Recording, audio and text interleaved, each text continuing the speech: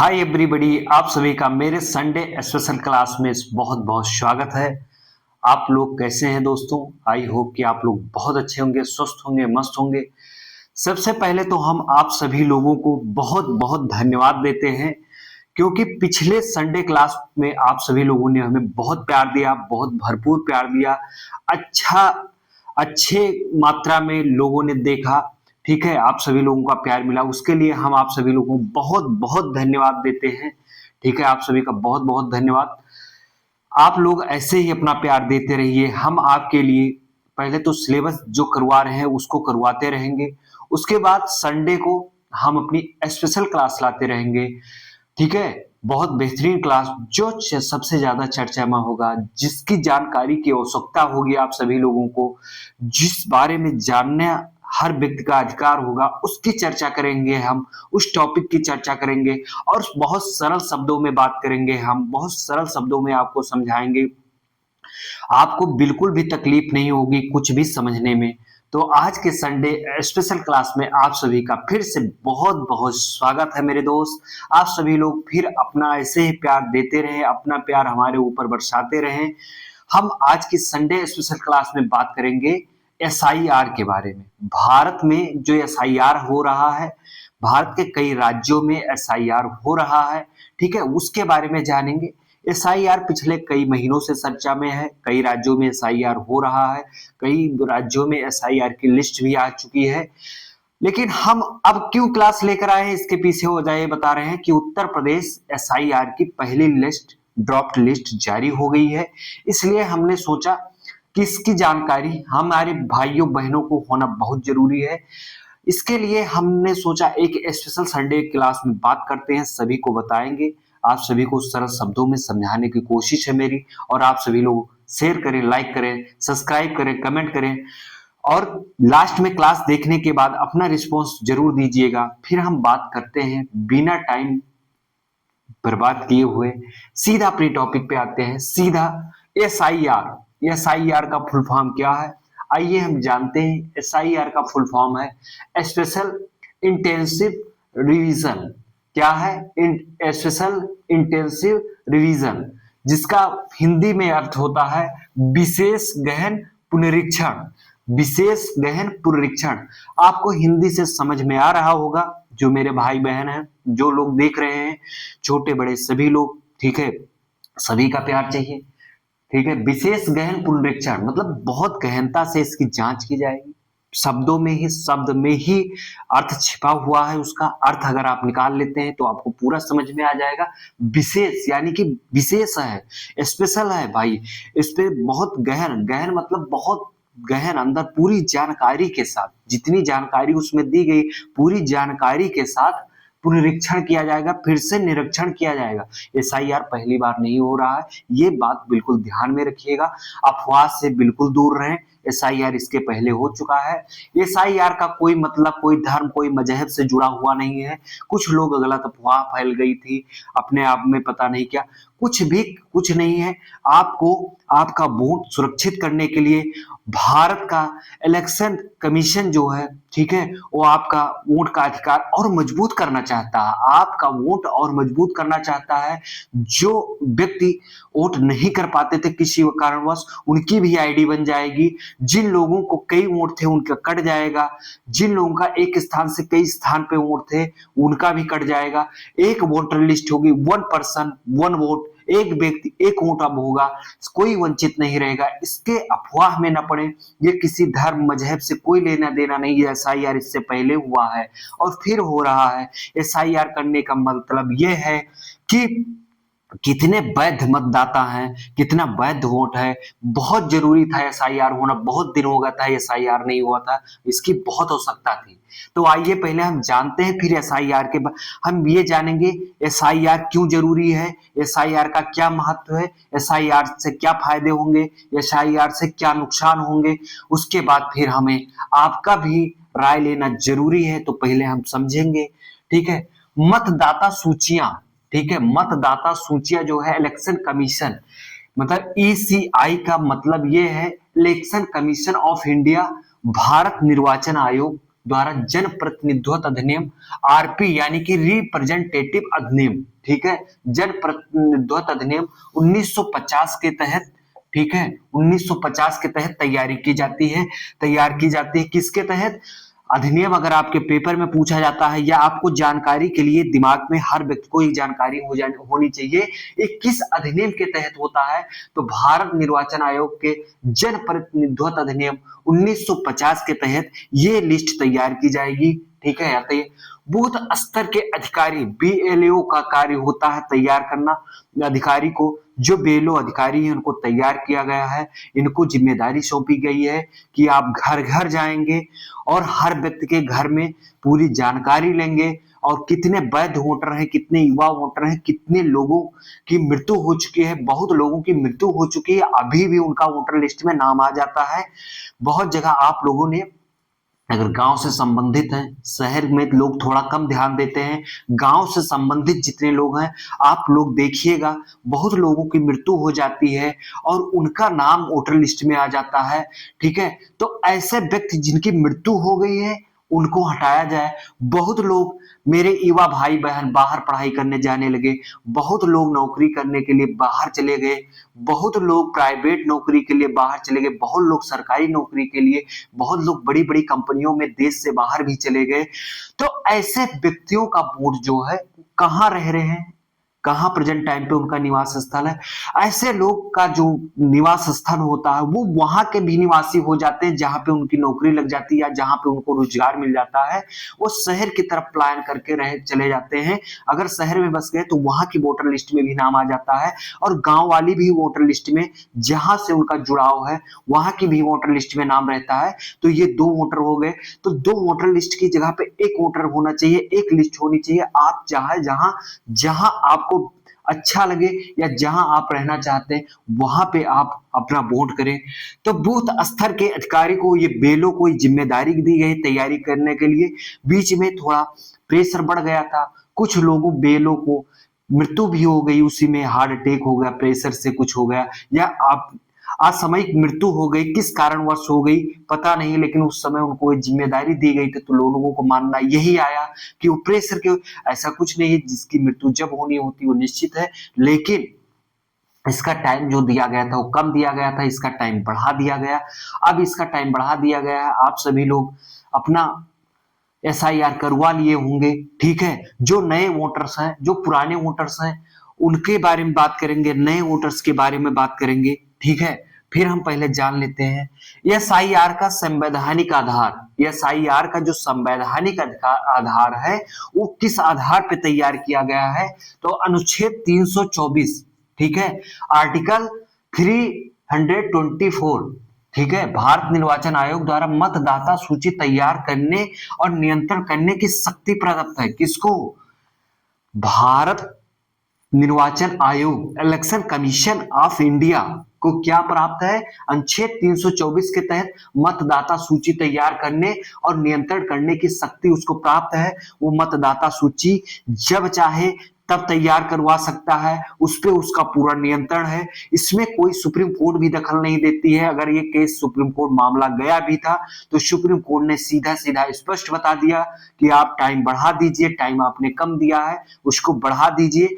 और जो दस्तावेज है, वो जो उनके पास दस्तावेज है जैसे राशन कार्ड, आधार कार्ड, वोटर यानी कि निर्वाचन कार्ड, उसके आधार पे और उनकी कोई पहचान आईडी है अगर ये कोई वहां के, तो उसको मान्य कर लीजिए। लेकिन इसको अगर कोई सोचे एसआईआर को रुकवा देंगे तो सुप्रीम कोर्ट ने कहा ये मेरे नियंत्रण से बाहर है, ये उनका कार्य है, उनके अधिकार क्षेत्र में आता है, भारत संविधान ने उनको अधिकार दे रखा है। तो एसआईआर करवा के एक बेहतरीन वोटर लिस्ट तैयार करना, वैश्य मतदाता अधिकार आधार पर ये लिस्ट तैयार करना है। और जो लोगों का डबल वोट था उनको सिंगल करना है, जो लोग नहीं रह गए हैं उनका भी वोट, मतलब वोटर लिस्ट एक स्वच्छ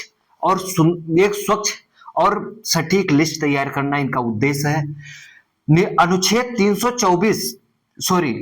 326 यानी कि आर्टिकल 326 सार्वभौमिक वैश्य मताधिकार की गारंटी देता है। अनुच्छेद 326 जो है भारतीय संविधान दुनिया का सबसे खूबसूरत संविधान है, ठीक है। अनुच्छेद 326 जो है वो सार्वभौमिक वयस्क मताधिकार की गारंटी देता है कि जो व्यक्ति वयस्क हैं, ठीक है, वयस्क हो गए हैं, यानी कि 18 वर्ष की उम्र सीमा जो है वो पूरी कर चुके हैं, तो वो वयस्क माने जाएंगे और उनको भारत के वोटर लिस्ट में जिस क्षेत्र में रहते हैं उस क्षेत्र में, ठीक है, उसी क्षेत्र में, ना कि दूसरे क्षेत्र में, उसी क्षेत्र में उनकी वोटर लिस्ट में नाम होना चाहिए। 3 आधार पे आपकी वोटर लिस्ट में नाम काटे जा सकते हैं मेरे दोस्त, जान लीजिए। या तो आप मानसिक विकृत चित्त घोषित कर दिए गए हों, या फिर आप, ठीक है, मानसिक वृत्ति, सॉरी शब्द नहीं निकल पा रहा, मानसिक विकृत चित्र या भ्रष्टाचार, या फिर कोई आपराधिक सिद्ध किया गया हो, आपको बहुत बड़ा अपराध किया हो, देश विरोधी अपराध किया हो, तो फिर आप वोटर लिस्ट में बाहर किए जा सकते हैं।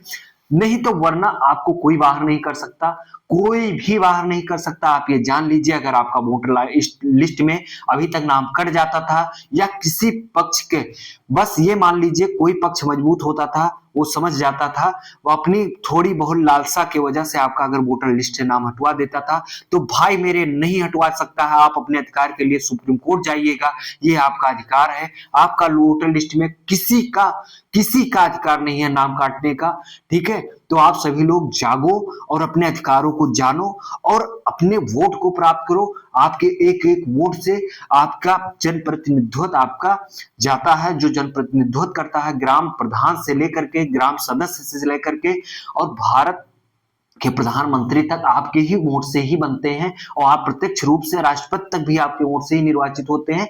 तो आपको अपने अधिकार को जानना होगा, अपने मताधिकार को जानना होगा। इसके लिए आपको खुद आना होगा, ठीक है। किसी कारणवश जो वंचित रह जाते थे वो अब वंचित नहीं रहेगा, कोई भाई मेरा वंचित नहीं रहेगा। SIR से ये फायदा होगा। भारत सरकार का उद्देश्य है, यानी कि इलेक्शन कमीशन ऑफ इंडिया का भी उद्देश्य है, 1 पर्सन 1 वोट, एक व्यक्ति एक वोट, यही उसका आधार है। हम बता रहे थे, जो लोग किसी कारणवश बाहर चले गए, वो कोई लोग शिक्षा अध्ययन करने के लिए बाहर चले गए, जैसे मैं बता रहा हूं, कोई लड़का बाहर नौकरी करने गया, वहीं पे रह गया, वहीं का निवासी होगा, उसकी पोस्टिंग हो गई, वो अब कहाँ गांव जा पाएगा, उसका वहां के क्षेत्र में वोटर लिस्ट में नाम आ गया है, तो उसको वहीं पे वोट देना चाहिए। जो व्यक्ति, ये बहुत खूबसूरत तरीका आया है कि भविष्य में SIR अगर सभी राज्यों में हो जाता है, तो आप भविष्य में जहां पे रहेंगे वहीं से हर व्यक्ति वोट करेगा। इससे भारत में वोट परसेंटेज बढ़ेगा। हर व्यक्ति अपनी सरकार बनाने के लिए, हर व्यक्ति अपने जनप्रतिनिधित्व को संसद में भेजने के लिए, विधान मंडल में भेजने के लिए उसका अधिकार है, उसको तय करेगा वो। इसमें डर किस बात का है? अब हम आएंगे, इसके नुकसान के बारे में थोड़ा जानेंगे। अभी तक भारत में जो वोट पड़ते थे वो मैक्सिमम वोट किसके आधार पे? आधार कार्ड के आधार पे। भैया सबसे ज्यादा अभी तक आप लोग वोट दिए होंगे, तो पहले तो वोट निर्वाचन आधार, निर्वाचन पत्र आता था, निर्वाचन कार्ड आता था, उसके आधार पे आपने वोट दिया होगा। उसके बाद राशन कार्ड के आधार पे आपने वोट दिया होगा। बहुत अब फिर प्रेजेंट टाइम पे सबसे प्रचलित और सबसे सुलभ आईडी अगर कोई है तो वो है आधार कार्ड है। आप सब लोग आधार कार्ड के आधार पे वोटिंग करते होंगे, सबसे ज्यादा है, सबके पास है, सब सुलभ है, सबसे अच्छी चीज थी, ठीक है। बहुत लोग पैन कार्ड, अन्य आईडी, बैंक खाता पासबुक के आधार पे आपने वोट किया होगा। लेकिन अब जो आया है, वो लोग ये डर रहे हैं, क्या मेरा SIR नहीं हो पाया, SIR में आईडी नहीं बन पाई तो क्या वोट नहीं देने के पाएंगे? ये बहुत बड़ा खतरा है। ये बहुत बड़ा खतरा उस वर्ग के लिए है जो कम पढ़ा लिखा है, जो दूर दराज इलाकों में रहता है, वो किसी कारणवश या बाहर रहता है, किसी कारणवश उसका SIR नहीं हो पाएगा तो वो वंचित हो जाएगा, वो पीछे छूट जाएगा। हमारा संविधान इतना खूबसूरत, कोई भी व्यक्ति पीछे ना छूटे, ठीक है। सबका बराबर अधिकार है, हर व्यक्ति का अधिकार है वोट करने का, हर व्यक्ति तक पहुंचना चाहिए SIR, हर व्यक्ति की आधार। तो क्या यही संदेश व्यक्त किया जा रहा था। सब लोग यही डरे हुए हैं कि क्या एसआईआर का आरडी अगर नहीं बन पाई, जैसे कि कुछ लोग दस्तावेज उपलब्ध करवाने में असमर्थ होंगे, खासकर मुस्लिम समाज के लोग बहुत डरे हुए थे। मैं खुल के बोल रहा हूं, उनमें अफवाह फैल गई थी, पता नहीं क्यों। ठीक है, अगर आपके पास दस्तावेज है तो आपको डरने की कोई जरूरत नहीं है। आपको वोटर लिस्ट में आप जाइए, एसआईआर करवाइए, अपना डेट बढ़ा दी है सरकार, एसआईआर करवा लीजिए। उसके बाद एसआईआर में एक आईडी, वोटर आईडी बन के आ जाएगी, आप वोट करिए। और अब जो वोट देने का अधिकार होगा, जिसके पास कहा गया है इलेक्शन कमीशन ऑफ इंडिया द्वारा कि जिसके पास एसआईआर आईडी होगी वही वोट भविष्य में कर पाएगा। तो इससे एक बहुत बड़ा खतरा है कि कुछ वर्ग वंचित हो जाएगा, कुछ लोग वंचित ना हो जाएं इससे। ये बहुत बड़ा डर का माहौल बना हुआ है। ठीक है, लेकिन सभी लोग का एसआईआर होना जरूरी है। एसआईआर में कई पीढ़ी के संबंधित आपके दस्तावेज मांगे जा रहे हैं। इसको मैं थोड़ा कहता हूं, थोड़ा सरल बनाना चाहिए, एसआईआर को थोड़ा सा सरल करना चाहिए कि आपको एक दो पीढ़ी से संबंधित आप जहां से हैं वहीं से ले लेना चाहिए था। तो इसके वजह से लोग डरे हुए हैं। ठीक है, बाकी वन पर्सन वन वोट के लिए बहुत अच्छा चीज आया है। अब हम बात करेंगे उत्तर प्रदेश एसआईआर के बारे में। ठीक है, उत्तर प्रदेश एसआईआर की पहली ड्राफ्ट लिस्ट जारी हो गई। उत्तर प्रदेश एसआईआर की पहली ड्राफ्ट लिस्ट जारी हो गई है। लिस्ट में देखिएगा बहुत बड़ा चौंकाने वाला अभी खुलासा है। ये देखिए कि लिस्ट में 2,89,00,000 यानी कि सॉरी 2.89 2.89 करोड़, ठीक है, 2,89,00,000 के नाम कट गए। ठीक है, वोटर लिस्ट से 2,89,00,000 लोगों के नाम कट गए, यानी कि लगभग 18% वोटर्स के नाम कट गए हैं। भाई ये दस्तावेज नहीं उपलब्ध करवाया, या कई लोगों का दो जगह पे वोटर लिस्ट में नाम था, या कुछ लोगों की मृत्यु हो गई थी, कुछ लोग पलायन कर गए थे, युवा भाइयों बहनों, कुछ लोग विदेश भी पलायन कर गए थे, किसी कारणवश उस जगह पे नहीं रहते थे, या यूपी 18%, बहुत बड़ी मात्रा होती है 18%। आप सोचिएगा एक बार, 18% यानी कि 18% लोगों का नाम वोटर लिस्ट से कट गया है। इतना फर्जी वोट था, 2,89,00,000। ठीक है, अब ये कितना बड़ा फायदा होगा एसआईआर से, ये जानिए। किसी का अगर लीगल कट गया है तो उसके लिए बहुत दुख की बात होगी, लेकिन अगर दस्तावेज उपलब्ध करवाए तो सभी लोगों का वोटर लिस्ट में नाम आएगा, एसआईआर हुआ। लेकिन ये बहुत बड़ा आंकड़ा है, आप आंकड़ा सोचिएगा, देखिएगा। ठीक है, अब यूपी में 12,55,00,000 वोटर्स हैं। कितने? अब यूपी में 12,55,00,000 वोटर्स हैं। पहली ड्राफ्ट लिस्ट के अनुसार, यूपी एसआईआर के अनुसार 12,55,00,000 वोटर्स हैं, जो कि पहले 15,44,00,000 वोटर्स थे। 15,44,00,000 पहले वोटर लिस्ट के अनुसार थे भारत में वोटर्स, यूपी में वोटर्स। अब वो उत्तर प्रदेश में 12,55,00,000 वोटर्स बचे। कितना बड़ा आंकड़ा है अगर देखा जाए तो। जो लोगों का 2 वोट था, या जिन लोगों की मृत्यु हो गई, ठीक है, उनका वोटर लिस्ट में नाम रहा होगा। बहुत लोग अवैध वोट दे देते हैं, अवैध मतलब किसी और की जगह वोट दे देते हैं, ये बहुत गलत है। आप अपने अधिकारों का प्रयोग कीजिए, सिर्फ एक वोट करिए, चाहे जिसको करिए, निष्पक्षता पूर्व करिए, जिसको मर्जी उसको करिए। आप अपने वोट को जरूर करिए, वोट देने का अधिकार है आपका। और एसआईआर जरूर करवाइएगा। मैं कहता हूं एसआईआर से बहुत फायदा होगा। बेनिफिट मैंने बताया, बेनिफिट ज्यादा है, नुकसान ये है कि जिसकी कोई आईडी नहीं है, अभी तक नहीं बन पाई है, क्या वो एसआईआर कैसे करवा पाएगा? वो वंचित ना हो जाए, किसी कारणवश कोई आईडी ना उपलब्ध करवाए। बहुत लोग जनजातियां हैं जो जंगलों में रह रही हैं, वो कहीं वंचित ना हो जाए, तो उन सबको ध्यान में रखते हुए विशेष प्रावधान किया गया है। ठीक है, बाकी अब एसआईआर होना ही अनिवार्य हो गया है। ठीक है, तो वो एसआईआर करवाएं, इधर उधर ना भागें, अपने वोट को समझे, अपने वोट को जाने। ठीक है, लेकिन अब आने वाले समय में आप आधार कार्ड, पैन कार्ड, निर्वाचन कार्ड, ठीक है, बैंक पासबुक या अन्य किसी आईडी के आधार पर वोट देते थे, तो भविष्य में अब नहीं दे पाएंगे, क्योंकि एक SIR आईडी बनेगी, एक वोट एक आईडी बन के आपको मिल जाएगी। जैसे है one health, one nation one health कर दिया, एक one nation one ration card कर दिया, वन नेशन वन इलेक्शन पे बात ही हो रही है। अब हर चीज एक करने की बात हो रही है कि एक ही हो, ठीक है। जिससे कि देखिए आपको पता ही चल गया होगा कितना बड़ा आंकड़ा है, ठीक है। जो कि SIR के पीछे थोड़ा सा मैं एक चीज और बताऊंगा। SIR करवाने का सबसे बड़ा रीजन ये है, भारत में अवैध प्रवासी, अवैध विदेशी आके बहुत सारे बस गए हैं, ठीक है। तो कैसे पता लगाया जाए कि वो लोग भारत में आके बस गए, उनकी पहचान किस आधार पे की जाएगी?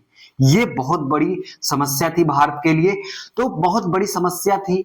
तो उसमें उनकी पहचान भी करना है, उनको पहचान कर करके, ठीक है, वो जिस देश के हैं वो अपने देश जाए। भाई हमारे देश में वैसे भी बहुत जनसंख्या है, बेरोजगारी का कहर मचा हुआ है, ठीक है। तो हमें पहले अपने देश के नागरिकों को, हमारी सरकार का कर्तव्य है कि अपने देश को, नागरिकों को सुरक्षित करे पहले।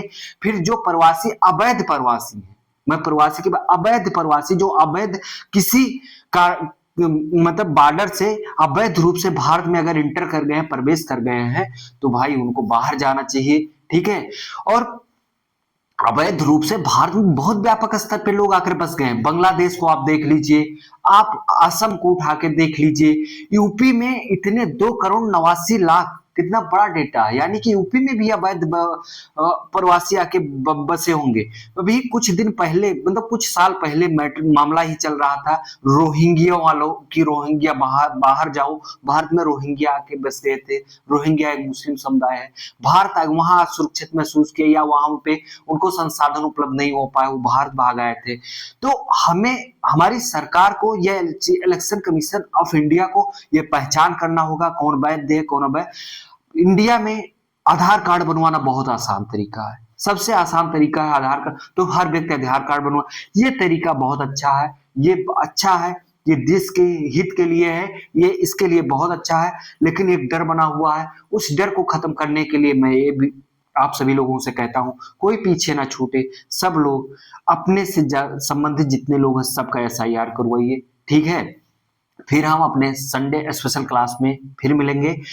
आप सभी लोगों को मेरी क्लास कैसे लगी और SIR के बारे में आप सभी लोग अपनी जानकारी, अपना मत जरूर कमेंट में शेयर करना, ठीक है। अब हम चलते हैं, धन्यवाद, जय हिंद।